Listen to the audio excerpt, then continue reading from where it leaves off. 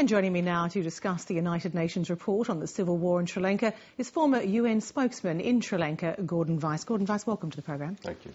How much of what was going on, as documented by this UN report, were you aware of when you were there? I was aware of a lot of it, but a lot of it I learned in the process of researching my own book in the year afterwards. So let's define what you did know at the time. Well, we knew that there were people who were dying. We knew more and more as the months passed, and I'm talking about the first 5 months of 2009, that the government was using heavy artillery, and they were reassuring world leaders that they weren't using heavy weapons, and that this was in areas of civilian concentration, and that the likelihood was that large numbers of civilians were dying.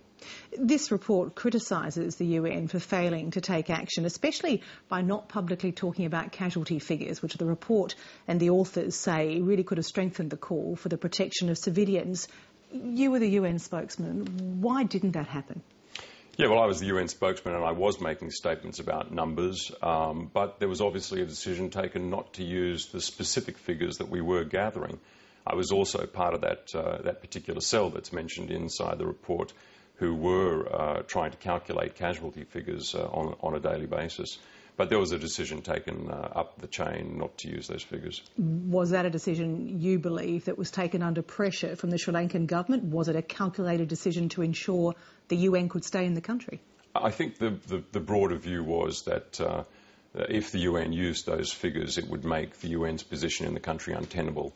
And the UN mission was not a political mission or a peacekeeping mission or an observer mission. It was a humanitarian mission. So you had a lot of humanitarian agencies who were there trying to deliver the basics to those who were caught up in the siege. So was that in essence a judgment that it was better to be there and be silent than not be there at all? I think it was, yes. Was that right, do you think, in hindsight? No, I didn't believe that it was right, but I didn't have the wherewithal to change that.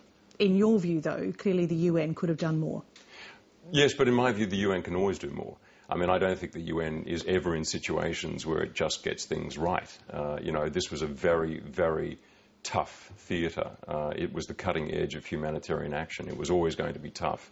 So that the UN got something wrong is no surprise. The question really is the degree to which it got it wrong. You've written that the government of Sri Lanka duped the UN. Who exactly are you referring to there? Are you talking about you and the rest of the UN on the ground, or are you talking more the member groups?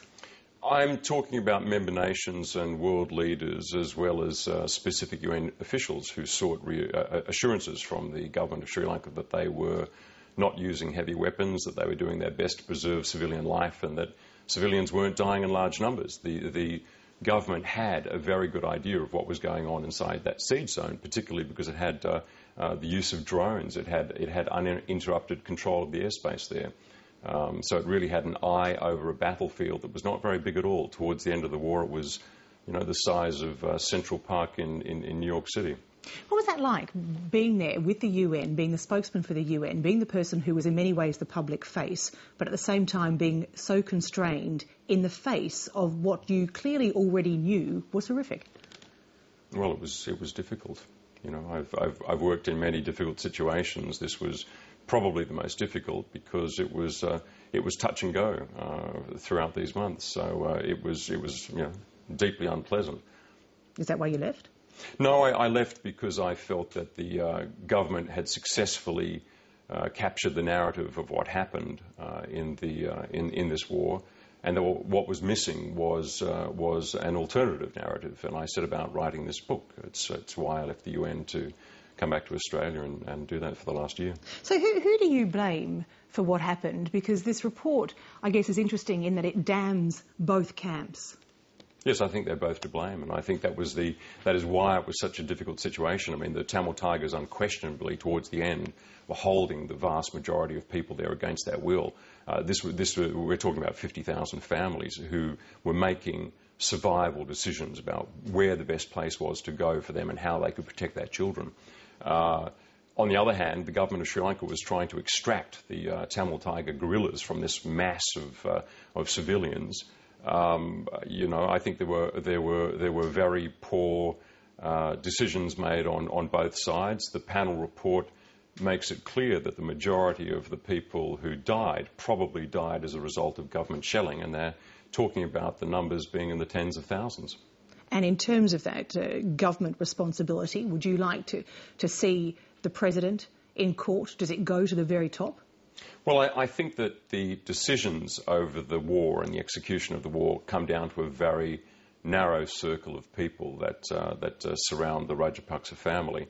The Defence Minister was a Rajapaksa, the President was a Rajapaksa, there was a range of Rajapaksas in the administration, but also people like Palitha Kohona, who was the Secretary to the Ministry of Foreign Affairs there. Who also has Australian citizenship. Who has Australian citizenship. And these were people who were busy peddling the notion to the rest of the world that there was nothing very untoward happening at all, that the war was going along merrily, and ultimately that the war was won without a drop of civilian blood being spilled, which the government maintains to this day, despite all this evidence to the contrary. And indeed, the UNHCR presented that evidence back in 2009 to many of the member states. So I wonder, now that we have this call for an international independent inquiry, will we get one, do you think?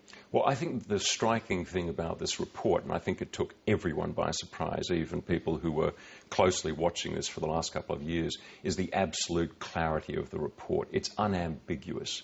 It says these things happened. It's reasonable to suppose that tens of thousands of civilians were killed. And it allocates squarely the blame for that, the majority of the deaths, in the government's lap. And it also singles out the Tamil Tigers for their part in this atrocity. At the same time, though, the UN Secretary-General has already said that he doesn't have the power to call for such an inquiry unless one of two things happens. Either the Sri Lankan government agrees with it, and of course that's highly unlikely, or the member states call for it. For that to happen, it would have to go through one of the various organisations, the Security Council or the Human Rights Council or the General Assembly, and that would involve the agreement of China. And is it not right to say that China throughout this has sided with Sri Lanka? It has, but China also has a history of shift. It did so in Sudan. It gave way in Libya. There is a large reputational cost for these countries when they're presented with such clear evidence of wrongdoing on behalf of a member nation, and they stand in the way of a proper investigation, which is, after all, what is being called for. Just an investigation of the full facts. That said, of course, though, China objected to this panel itself being set up just last year. It said that the Sri Lankan government was capable of looking after its own problems. Well, that's China's default position. But as I say, I mean, I see that China is changing. I don't see it as the sort of monstrous hegemon that people like to think of it. I think that it shows that it will shift. It will take a position on things that is not necessarily the one that it's abided by for a long time. It did so in Sudan, as I say, and I think there's a good chance that we will see a war crimes tribunal in Sri Lanka. At the same time, of course, China also has very large financial interests now. It's also the biggest aid donor to Sri Lanka. You feel confident that China would be able to shift its position? At the same time, do you think Sri Lanka is perhaps relying on China and indeed Russia to forestall any action the UN might take? Well, I feel a lot more confident today than I did 2 days ago, having read the full report and having seen the lack of ambiguity about it. I think it's very difficult for the cooperative community of nations to say, well, we're just going to take this incredibly powerful report and put it to one side and pretend it didn't happen. International relations is about the rule of law and treaties and member nations abiding by those treaties. Sri Lanka reassured people it was fighting a lawful war.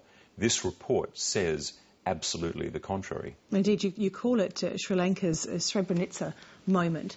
Did you think that at the time?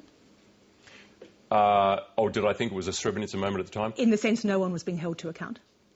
Or is that something you've come to later? Oh, I think that that particular paradigm was one I've arrived at later. But I think it's the Srebrenica moment for two reasons. One, it was a war that was conducted behind closed doors. It was a sealed war. That explains why it took so long to get to this point. There were no journalists, no independent humanitarian workers. No one was twittering the way they are in Libya or taking photographs or recording it in any way or in a very minor way. So it was a Srebrenica moment in the sense that it was a crime that happened behind closed doors, and it takes time for something like that to come out, for the evidence to fall into place. The second thing is that it's a Srebrenica moment for the rest of the world. When you are presented with such overwhelming facts, what are you going to do with them? You can't ignore them. This is not a problem that can be ignored. I mean, everything in the post-Second World War state of play between nations is about trying to get people to abide by the rule of law. And as the panel says, in their view, the sheer proportion of what happened in Sri Lanka represents a grave assault on the entire regime of international law. So how should Australia respond to this report? Australia should stand for the rule of law. We should always stand for the rule of law. We're an incredibly fortunate country. Sri Lanka, went through an experience that Australians should hope they would never have to go through. One way of supporting Sri Lanka is to support the rule of law. There are many, many Sri Lankans who disagreed with the way, of all stripes and of all ethnicities, who disagreed with the way that their government fought this war and feel a great deal of shame. At the same time, of course, Australia regularly, involuntarily repatriates failed asylum seekers to Sri Lanka, and that's something that's come after the UNHCR said conditions had improved in that country. Doesn't that sit very uncomfortably with the ongoing environment as it's described by this report? To quote, the root causes of the ethno-nationalist conflict remain largely unaddressed and human rights violations continue, and it goes on to detail them: arbitrary detention, abductions, disappearances, killings, attacks on the media.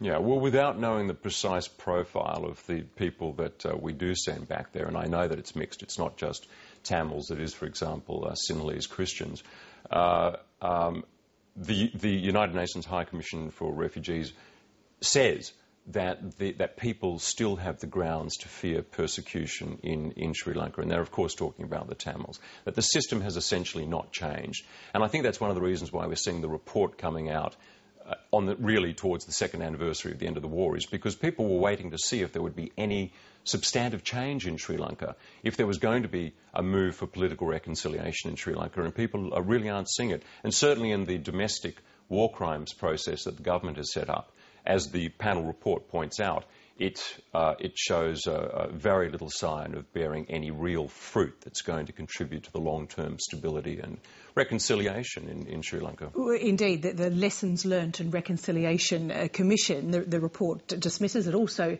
pretty much dismisses the domestic legal system in Sri Lanka. So would a war crimes tribunal bring the change that clearly needs to happen, in your view, for things to improve, for reconciliation to happen? Well, this is, I'm afraid, a moot point. I mean, the demands of justice, in some sense, do conflict with the demands of peace. I mean, the argument being put forward by the government of Sri Lanka is, look, everything's fine, we're peaceful, people are enjoying themselves, reconciliation is taking place. That's true to some extent.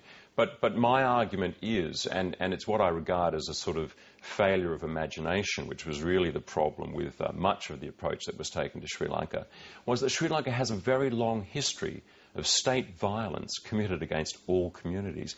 We're talking about, in the 70s and in the 80s, tens of thousands of Sinhalese youths having been killed by the state during those years. So I think that the sorts of truth and reconciliation process that the panel has indicated is terribly important for all communities in Sri Lanka. It's not just about the Tamils, it's about everybody there. It's going to be interesting to see if the world's nations can rise to the occasion. Gordon Weiss, many thanks for joining us. Thank you.